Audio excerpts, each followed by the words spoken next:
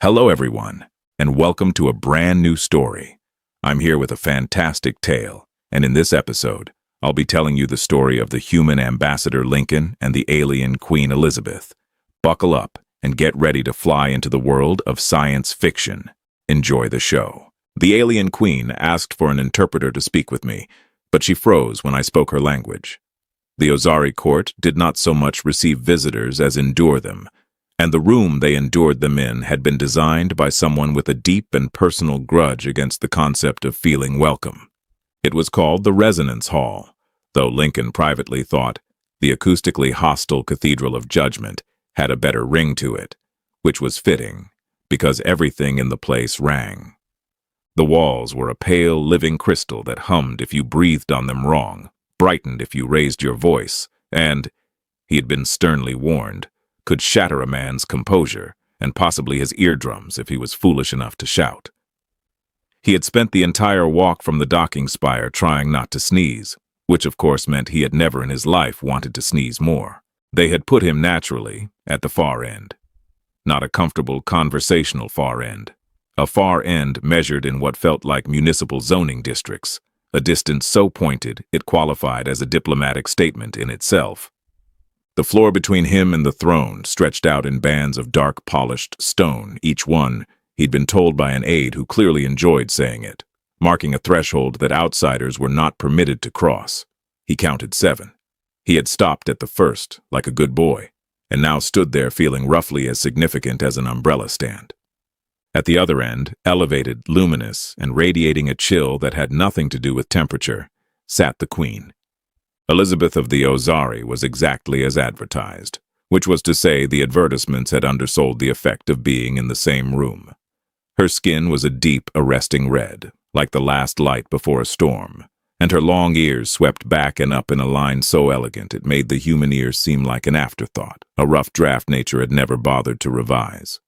She wore her crown the way other people wore their own bones, as though she'd simply grown it, and she was looking at him with the precise, unbothered attention one gives a stain on the carpet one has already decided to have removed. Beside her, half a step down and considerably more nervous, stood the interpreter. Lincoln knew the choreography. Everyone knew the choreography. It was older than the treaty they were supposedly here to discuss. The human would speak. The human's clumsy, well-meaning words would be caught by the translator like a ball thrown by a toddler, and the translator would then hand the Queen something cleaned up, softened, made safe, a version filtered through so many careful layers of Ozari propriety that whatever the human had actually meant would arrive at the throne pre-apologized for. It was, Lincoln reflected, an entire system built to ensure the Queen never had to hear a foreigner directly. Her people guarded their language the way they guarded their borders, absolutely, humorlessly, and with the unshakable conviction that letting anyone in would be the beginning of the end. No human had ever learned it. Why would they? The Ozari didn't teach it. They barely admitted it had grammar. To Elizabeth, the sound of her own tongue in an off-worlder's mouth was as impossible as hearing a rock recite poetry. Theoretically, it could happen, but you'd rightly assume you were having a stroke. The Chancellor cleared his throat, a sound like a door that resented being opened. "The human envoy," he announced in the common trade speech, "may state his purpose. The voice of the throne will convey it to her radiance." He gestured at the interpreter with the faint distaste of a man introducing a necessary evil like plumbing. The interpreter, a slight woman named Mila, whose whole posture suggested she'd been hoping for a quiet day, inclined her head toward Lincoln and waited, stylus poised over a slate that glowed softly with the phonetics of 2 languages that had never gotten along. This was the moment. He'd rehearsed it on the long flight out, alone in a cabin that smelled of recycled air and his own second thoughts, wondering if he was about to make the single most embarrassing miscalculation in the history of interspecies relations. There was still time to do it the normal way. Speak his little prepared line of trade speech. Let Mila launder it into something the Queen could bear. Stay in his zoning district. Deliver the message. Go home. Nobody would ever know he could have done otherwise. He looked up the long, cold length of the hall at the woman who had never once, in her entire reign, heard her homeworld spoken by anyone who hadn't been born to it. And Lincoln did not speak to the interpreter. He took one step forward, over the first threshold, the line he was absolutely not permitted to cross. And somewhere behind him, a guard inhaled sharply enough to be heard. And he opened his mouth, and what came out was not trade speech at all. It was Ozari. Real Ozari. Not the tourist fragments, not the phrasebook mangling that made native speakers wince into their sleeves, but the true thing, low and careful and unmistakably learned with love. Each vowel shaped the way you shape something you were taught to treasure rather than merely pronounce. The words rose into the crystal, and the crystal answered, ringing them back soft and clear, as though the very walls recognized their own and could not quite believe the throat they'd come from. "Forgive the distance, Radiance," he said in her language quietly. "I would rather not shout across it." The interpreter's stylus stopped. Mila stood with her mouth slightly open, the phonetic slate forgotten in her hand, staring at the human as though he had reached into his coat and produced a live star. She did not translate. There was, for once, nothing to translate, and no one who did not already understand. And the queen went still, not the composed, deliberate stillness she wore like a second crown, the one calibrated to make petitioners feel small. This was another kind entirely, the stillness of something struck. Her crimson composure, so total a moment ago, fractured straight across, and behind it flickered something raw and unguarded and utterly unrehearsed, as if this stranger at the wrong end of her hall had walked past every wall she had spent a lifetime building and laid one quiet hand on the thing behind them all. In all her reign, across every audience, every treaty, every careful filtered exchange, no human had ever bothered to learn what her words truly meant. One of them just had. And Elizabeth, staring down the long, cold hall at the man who had, discovered, with something close to alarm, that she no longer had the faintest idea how to keep the distance her court had so meticulously arranged. The silence lasted precisely as long as it took the Chancellor to remember he had lungs. "He is a spy." Chancellor Anthony said it the way other men said good morning, as a settled fact requiring no defense, delivered in trade speech loud enough to rattle the nearer walls into a low, warning hum. He turned to the throne, robes swirling with the theatrical fury of a man who had waited his whole career for an outrage this satisfying. "Radiance, this is precisely what comes of opening our docks to them. They have stolen our tongue, stolen it, the way they steal ore and orbits and everything else they set their grubby little hands upon. No off-worlder learns the speech by honest means. It is not possible. Therefore it is theft. And therefore he must be, Elizabeth said, allowed to finish a sentence, Anthony, which is more courtesy than you are currently extending to either of us." She had said it in Ozari. To Lincoln. Not to the interpreter, not to the room. To him, directly. Across the 7 thresholds and the municipal district distance, in her own language. And the walls caught her voice and rang it warm. It was a small thing. It was also, going by the way every courtier in the hall went rigid, roughly equivalent to the queen hiking up her ceremonial robes and vaulting the throne rail. The voice of the throne did not simply answer a foreigner in the speech. That was what the whole elaborate machinery of Mila and her glowing slate existed to prevent. Mila, for her part, looked like a woman who had shown up to referee a chess match and found herself holding the leash of 2 large dogs mid-decision about whether to fight. "You cross my hall uninvited," Elizabeth continued, still in Ozari, her composure regathering itself thread by visible thread. "You decline my interpreter, and you address me in words my own chancellor believes no human mouth can hold. You will understand if my court is experiencing a certain amount of feeling." Her eyes, dark and unreadable, held his. "I find I am experiencing some of it myself. I dislike it. Explain yourself before Anthony's disapproval achieves structural collapse." Lincoln inclined his head and kept his hands visible, and did not smile, because he'd learned long ago that a human grin read to the Ozari somewhere between a threat display and a nervous tick. "I'm the envoy Earth actually sent, Radiance. No swapped identities, no hidden knife, no thrilling second self who does murders on the weekends. I'm sorry to be dull about it." A beat. The tongue I did not steal. Nobody can steal a language. You can only be given it, and even then, only if you're willing to spend years being bad at it first. I was very bad at it, for a very long time, in front of someone extremely patient. That part I'll explain, but I'd rather explain it to you than to the room, if the room can bear the suspense. Something moved behind the Queen's eyes.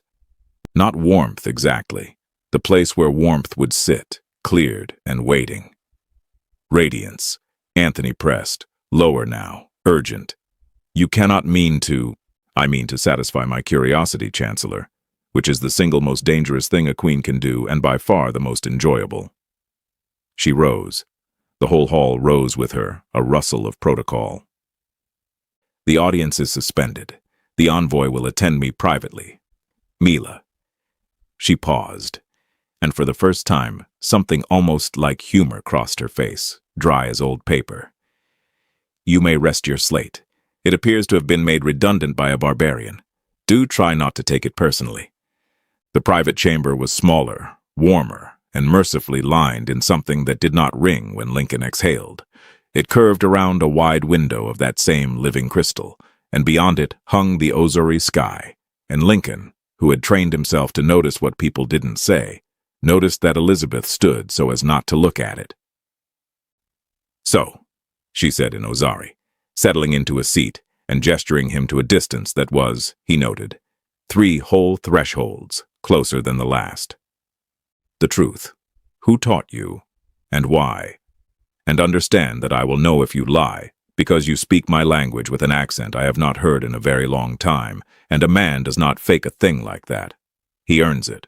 So, Earth wants an alliance, Lincoln said. That's the official reason I'm standing in your kingdom. Trade, protection, the usual paperwork empires generate to feel important. And I'll be honest with you, Radiance, because you'll catch me otherwise. My superiors think I'm here to charm a treaty out of a proud, reclusive queen who needs us more than she'll admit. He let that sit. I'm beginning to think they're right about the second part in a way they don't understand at all. The temperature of her attention changed. Explain that. Your sky has fewer stars in it than your old charts say it should. He watched her go very carefully still, the deliberate stillness this time, the built one. Your walls hum when they shouldn't, in a pattern nobody in your court will name out loud, and you've arranged yourself in this room so you don't have to look out that window. I don't know what's wrong here, Radiance, but something is, and you've been guarding it the same way you guard everything else, by making sure no outsider ever gets close enough to notice. For a long moment she said nothing, and the silence had weight now, the weight of a secret leaning against a door. You were sent to flatter a treaty out of me, Elizabeth said at last, softly. And instead you sit in my private chamber telling me you've seen the thing I have not permitted myself to say aloud in 4 years. She studied him with an intensity that would have flattened a lesser man into the upholstery. You are either the most dangerous human ever to reach this throne, or the only honest one. I have not decided which. With respect, Radiance, why not both? And there it was. Not warmth, not yet, but the first crack of something that might one day resemble it. The corner of the Queen's mouth twitching just once, before she ruthlessly put it back where it belonged. She kept him talking far longer than protocol allowed. And that, though neither of them said so, was its own kind of confession. Her name was Nora, Lincoln said, and watched the Queen's expression shift at the sound of an Ozari name in a human account. And she was the reason I speak your language at all. So if you'd like to blame someone, blame a very old woman who has been dead 6 years and would have found this whole audience hilarious. Elizabeth had not moved from her seat, but she had gone quiet in a listening way. The way you go quiet when a story turns out to be about you before you knew you were in it. Outside the crystal window, the sky did its slow, wrong thing, a little emptier than it should have been, and neither of them looked at it. She was Ozari, the Queen said. It was not a question. An exile. I didn't know that word for it when I was small. To me, she was just the old woman 3 habitats down who had ears like folded sails and a temper like a dropped kettle. He smiled, and this time didn't suppress it, because this smile was for the dead, and the dead had never once minded his teeth. My mother worked the orbital foundries, double shifts, and there was nobody to raise a loud small boy, and Nora had nobody at all. She'd been put off your world, though I didn't understand that for years. So she took me. Not officially. There was no ceremony. She simply started feeding me and correcting my grammar, and by the time I noticed, I belonged to her. She taught you the speech. Elizabeth's voice had lost its courtly edge entirely. That is forbidden. It has been forbidden to teach an off-worlder our tongue for longer than my reign, longer than my mother's. She would have known that. She would have carried it into exile with her. She did know it. She taught me anyway. Lincoln spread his hands. Not as a weapon, Radiance. Not to smuggle your secrets off to some human ministry. I promise you no ministry has ever wanted your grammar half as badly as your chancellor fears. She taught me the way you teach a child a lullaby, because she was lonely and homesick, and I was there, and the words were hers, and giving them to someone was the only way she had left to still be from somewhere. I learned your language, Radiance, because a homesick old woman needed one person in the universe to say goodnight to her in it. That's the whole conspiracy. It's not very sinister. I've disappointed better interrogators than you. For a moment, the Queen did not answer, and when Lincoln looked up, he found the last of her official coldness simply gone. Not defeated, not argued away, but quietly set down, like a heavy thing carried too far. Something in her face had opened that no throne room composure was ever built to close again. No human, she said slowly, has ever learned my language to honor one of us. In all the years, they learned things to use them. And here you are, telling me you learned the most guarded thing my people own, because an exile the size of my hand was afraid of dying unremembered. She pressed 2 fingers briefly to her lips, an Ozari gesture Lincoln knew meant something between grief and gratitude, and had no clean human translation. She was not forgotten. You have carried her all the way back to the throne that cast her out. I doubt she planned that. I doubt she'd have dared. She'd have said it served you right. The startled sound the Queen made was almost a laugh, caught and strangled at birth, and she looked briefly annoyed at her own throat for producing it. Then, because the moment had cracked her open a little too, she told him the rest. The thing she had not said aloud in 4 years. The thing his sharp human eyes had already half guessed at the window. You noticed the stars, she said. Let me tell you why they're leaving. The Ozari homeworld, she explained, did not sit in its orbit by luck. It hung inside a vast crystalline lattice, an ancient structure threaded through the whole system like frost through a pane, the same living crystal as her walls, as the resonance hall, grown and tuned across millennia. And it was tuned by voice, by the speech, the precise harmonics of the Ozari tongue, sung by enough throats in the old harmonies, kept the lattice ringing true, and the true ringing kept their world stable, warm, held. The language was not merely sacred by tradition, it was load-bearing. Every guarded syllable was a note in a chord that literally kept the sky in place.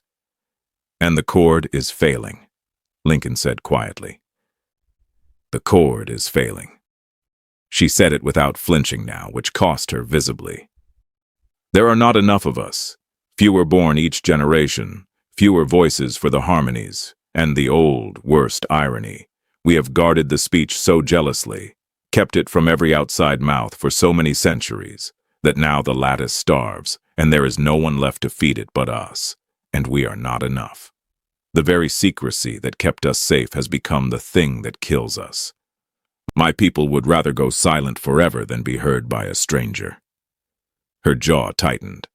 I have believed that too. I was raised to. It is very hard to stop believing a thing your whole world agrees is holy, even while you watch it dim the stars. The silence that followed was not empty. It was full of a dead exile's lullabies, of a queen's 4 unspoken years, of a sky quietly going out over 2 people who had, against every rule either of them had been handed, begun to matter to each other. Well, Lincoln said at last, gently, into the enormity of it. That's a great deal more than a treaty. Yes. Elizabeth almost smiled again. You should have read the paperwork more carefully before accepting the posting. Chancellor Anthony had spent 3 days being wrong at increasing volume, and on the 4th he arrived at the Queen's Council chamber prepared to be wrong with paperwork, which is the most dangerous form of all. I have drafted the expulsion order, he announced, laying a glowing slate on the table between them with the tenderness of a man presenting a gift he'd made himself. It requires only the Radiance's seal. The human returns to his ship, the docks are closed, the borders sealed to the old depth, and we face what comes as we have always faced it, as ourselves, purely, without their hands on us. He said hands the way another man might say vermin. Lincoln, seated at a distance that had somehow crept to 2 thresholds and which nobody had commented on, declined to rise to it. Elizabeth did not touch the slate. You want to seal the borders, she said, while the lattice fails. I want us to die, Ozari, if we must die. Anthony's voice cracked with a conviction so total it almost commanded respect, the way a cliff commands respect right before you go off it. Better a silent sky over a pure people than one propped up by off-world throats butchering the speech. What is a world worth, Radiance, if we must become them to keep it? They will save us, and then they will own us. It always ends the same. Better the honest dark. That, Lincoln observed mildly, is a beautiful principle.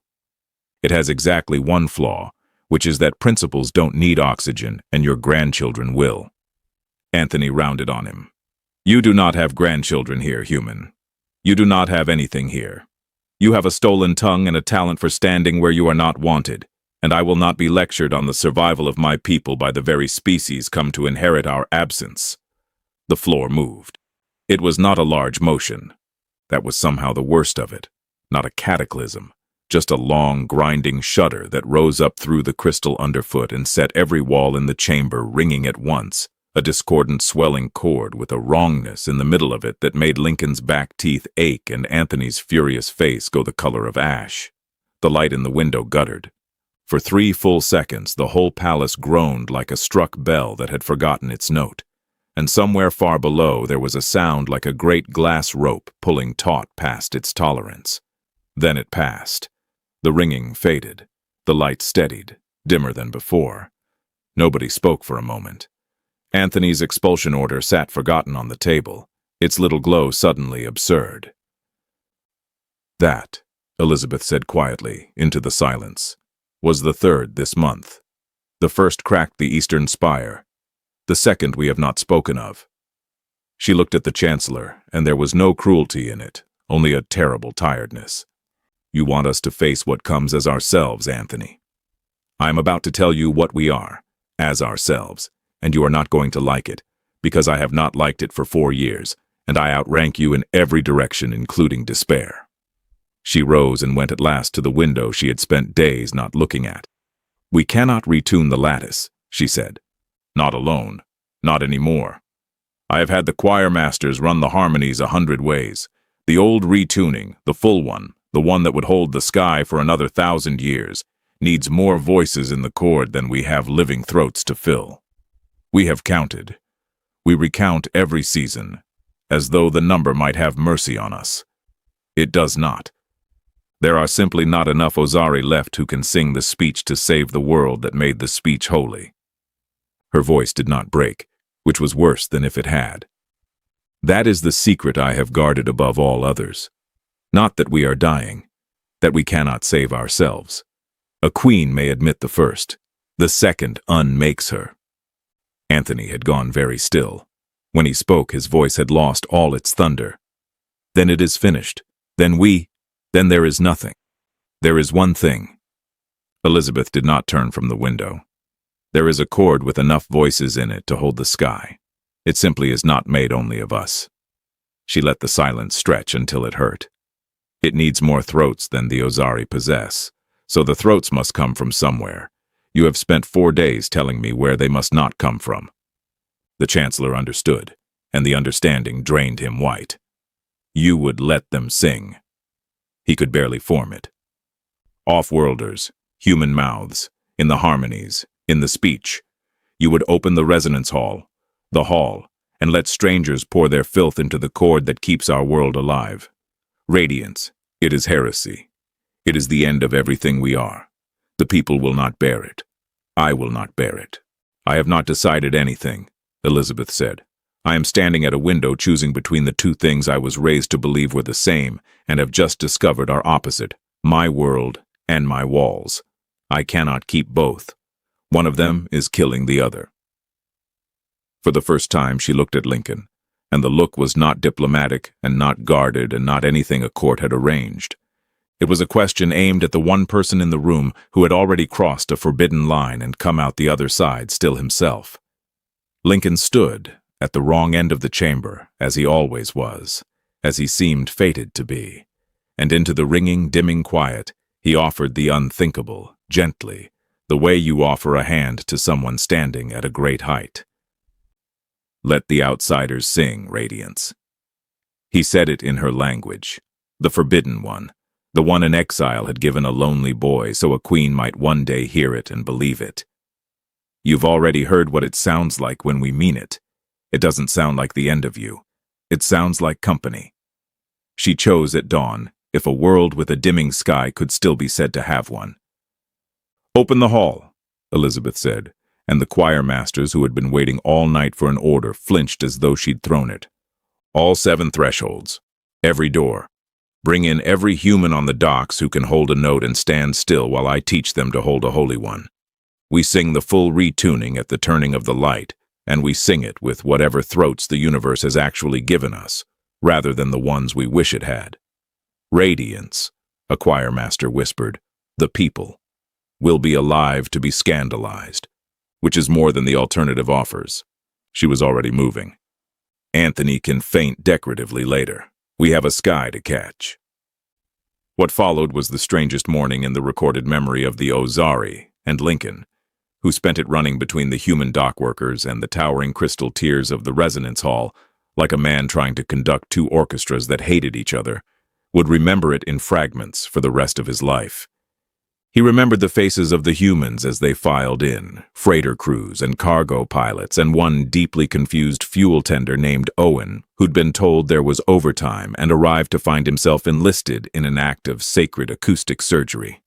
He remembered Elizabeth, who had never in her reign let an outsider hear the harmonies, standing before 300 barbarians and teaching them the shapes of her most guarded chord, with a patience that would have made a dead exile weep. He remembered that the humans were, at first, catastrophically bad, that the walls rang with a wrongness so acute that Owen apologized to the building, and that the Queen did not despair, but simply corrected them, again and again, the way Nora had once corrected a loud, small boy, until bad became passable and passable began, impossibly, to become something true. And he remembered the moment they realized it still wasn't enough. They had assembled the chord.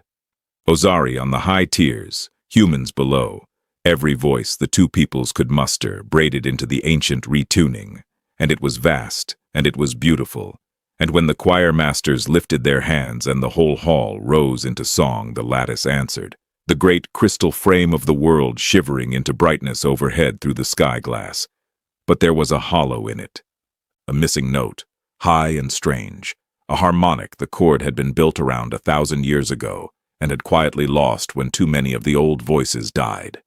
The lattice climbed toward true and stalled, straining, a bell reaching for a note just past its rim, and the light in the sky glass swelled and then wavered, and Lincoln felt the floor begin its terrible, grinding shudder beneath 300 singing people.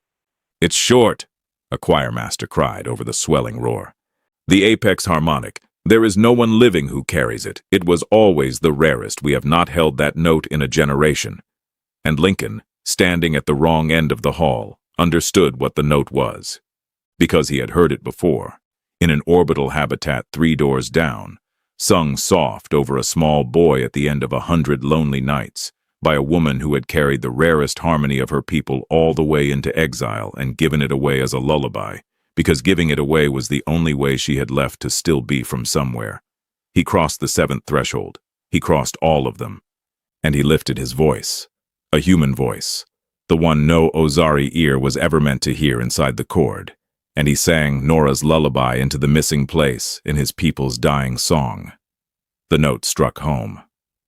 The lattice caught it and held and rang, the whole vast crystal architecture of the world snapping suddenly, gloriously into true, a single perfect chord roaring up through the sky glass and out into the dark, and the stars came back.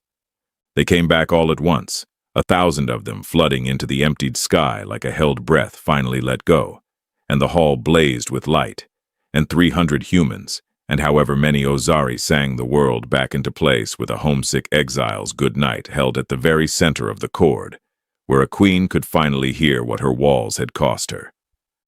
Anthony reached the dais at the height of it, and Lincoln saw him raise a hand, as if to silence the heresy, to cut the human voice out of the sacred chord, and saw the hand stop and hang in the air and slowly lower. Because you cannot argue with a ringing sky. You cannot lecture on purity to a world you just watched a barbarian's lullaby save. The Chancellor stood in the flooding starlight with his mouth open and no thunder in it, undone not by anyone's force but by the simple unbearable proof that the thing he'd called filth was the exact note the pure and dying had been missing all along. The chord resolved. The lattice held, true and warm and full. The light steadied, and this time it did not dim. And in the vast reverberating quiet that followed, the whole hall breathless, 300 strangers and a saved people standing in a sky full of returned stars, Elizabeth came down from her throne, down all 7 tiers, past the choir masters, past the thresholds, past every careful distance her court and her mother and her whole wholly frightened history had ever arranged between the voice of the throne and the world outside it. She stopped in front of Lincoln, at the wrong end of the hall that was no longer the wrong end of anything. "Say it again," she said quietly in her language. "The old woman's good night. I have ruled over that note my whole life, and I have never once been permitted to hear it sung with love." Her composure, that famous crimson stillness, was nowhere. There was only the Queen. Close now, no translator, no distance, no wall. "Say it to me." And Lincoln did.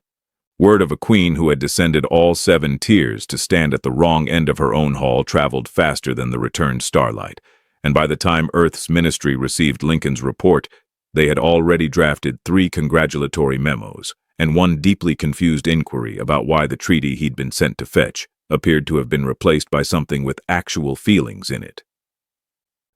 They needn't have worried. The alliance was sealed, but not the cautious, hedging document his superiors had imagined, all protective clauses and polite mutual distrust. What Elizabeth signed, and what Lincoln signed beside her, was something the drafters of empires almost never get to write: an open exchange of voices. The Ozari would teach the speech, not hoard it, not guard it behind 7 thresholds and a nervous interpreter, but teach it freely to any human throat willing to spend the years being bad at it first, because the world's own survival now depended on there being more voices in the chord than one dying people could ever supply. Secrecy, it turned out, made a poor foundation for a sky. The Ozari buried it where it belonged, with full honors, and did not dig it up again. The resonance hall never closed after that.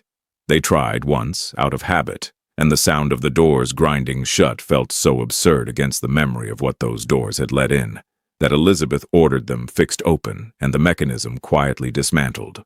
The humans came and went. They learned the harmonies, badly and then better, and stood in the tiers beside the Ozari at the turnings of the light and sang the lattice true, and the sky glass stayed full of stars. Owen, the fuel tender, who had come for overtime and stayed for a religion he only half understood, turned out to have a startling natural ear and eventually took an apprenticeship with the choir masters, where he was insufferable about it forever. As for Anthony, Elizabeth did not execute him, though the court, freshly scandalized and looking for someone to blame, would have permitted it.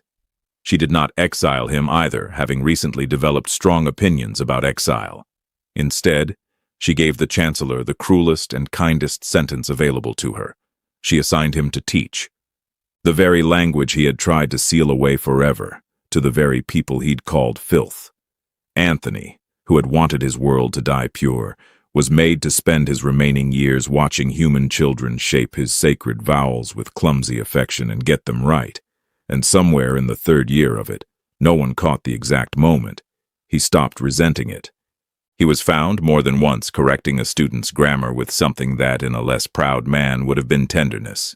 Purity had never saved anyone. Company had. Even a cliff, given long enough at the bottom, learns it was only ever a hill that got above itself. And Nora, the exile the size of a queen's hand, who had been put off her world and carried its rarest note into the dark and given it away as a lullaby. Nora was not forgotten. Elizabeth saw to that with the full weight of a throne. The apex harmonic, the note without which the whole retuning would have failed, was formally recorded in the annals of the lattice under the name of the woman who had preserved it, and her exile was struck from the rolls and reversed, posthumously, publicly, with the Queen's own seal. It served her right, Lincoln thought, standing at the ceremony. She'd have hated the fuss and secretly loved it. He said her goodnight over the record of her name, in the language she'd left him, and did not try to hide his teeth, because the dead had never once minded his smile. He had changed, and he knew it, which is the rarest part of changing. The man Earth had sent was a good envoy, sharp, watchful, trained to notice what people didn't say and to use it.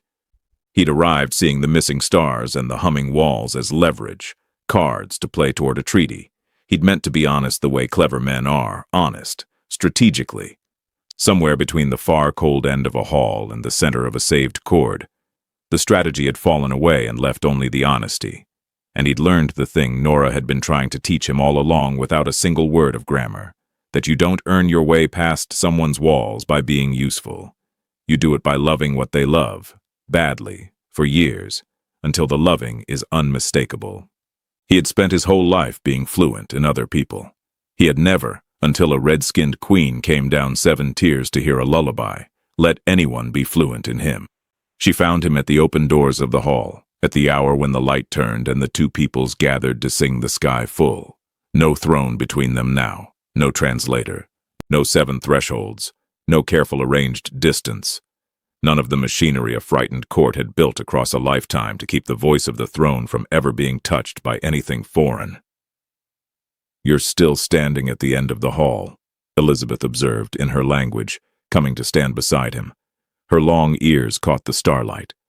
Her hand found his without ceremony, which was its own kind of ceremony. "You always do. I have decided it is a flaw in you."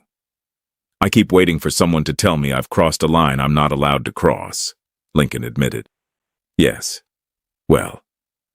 The Queen looked out at the hall full of mingled voices, at the sky she had chosen over her walls, at the man who had learned her words from a lonely old woman and carried them all the way home to her. Something moved at the corner of her mouth, and this time she did not put it back where it belonged. This time she let it become a smile. "Cross it," Elizabeth said. And he did. And behind them the hall lifted into song, 2 peoples and 1 chord, a sky full of returned stars ringing over a world that had learned at last that some walls are only worth building so that, one day, you might know the particular joy of taking them down, and the doors stood open and stayed open, and the light did not dim again. Some walls we build to keep the world out, and some we build so carefully, so early, so certain they are holy, that we forget they were ever a choice at all, until someone stands at the wrong end of our hall and speaks the one language we swore no stranger could ever learn. Elizabeth guarded her words like borders. Lincoln learned them like a lullaby. And the difference between the two, between the thing you hoard and the thing you give away, turned out to be the difference between a world going silent and a sky full of returned stars. So here is what the story leaves in your hands. What is the language of you? The one you keep behind 7 thresholds. The tender, guarded thing you've decided no one could ever really learn, because no one has ever bothered to try. And what would it do to you? What wall would fall if someone did? If someone spent the years being clumsy and patient and unmistakably sincere, not to use you, but simply to reach the place in you that no distance was ever meant to touch. And the harder question, the one that waits for us all in the dark. What are you guarding so jealously that it has quietly begun to starve you? What pride, what privacy, what old inherited certainty about who belongs and who doesn't is dimming your own sky while you insist you're keeping it safe? Nora was the size of a queen's hand. She gave away her rarest note to a lonely boy, and it saved a world she never lived to see. You will never know which of your small, freely given kindnesses is the missing harmonic in someone else's failing chord. So give it away anyway. Learn the lullaby. Cross the line. Come down from the throne. And leave the doors open, because some walls, it turns out, are only ever worth building so that, one day, you might know the particular joy of taking them down. The end. Our story ends here, friends. I hope you enjoyed it. Before we go, I have a small request. Please don't forget to like the story and leave your thoughts in the comments below. Also, don't forget to subscribe to Sci-Fi Traveler so you don't miss the next story. See you in another Sci-Fi Traveler story.